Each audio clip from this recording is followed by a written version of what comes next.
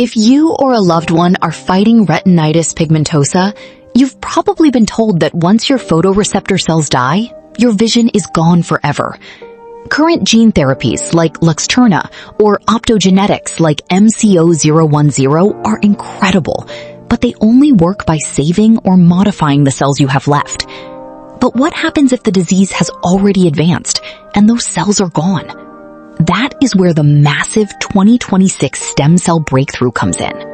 We are officially moving from the era of preserving vision to regenerating it. Right now, international clinical trials are testing an advanced therapy called DSP-3077. Developed by Sumitomo Pharma, this treatment does not use random cellular injections.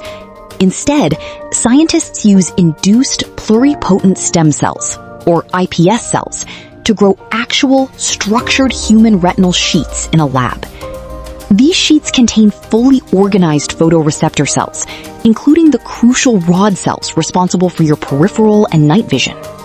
During a precise surgical procedure, specialized ophthalmic surgeons transplant this microscopic retinal sheet directly into the subretinal space at the back of the eye. Once implanted, the magic of regenerative medicine begins. The goal is for this new tissue to physically graft and integrate with the patient's existing host retina. Over time, these transplanted cells mature, establish neural connections with the optic nerve, and begin sending visual signals back to the brain. This isn't science fiction. It is actively in human clinical trials. Early data shows that the transplanted sheets can successfully survive long-term without severe immune rejection, which has historically been the biggest hurdle for stem cell medicine.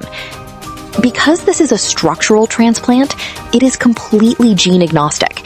It doesn't matter if your RPE was caused by USH2A, RHO, or an unknown genetic mutation. It physically replaces the damaged architecture of the eye.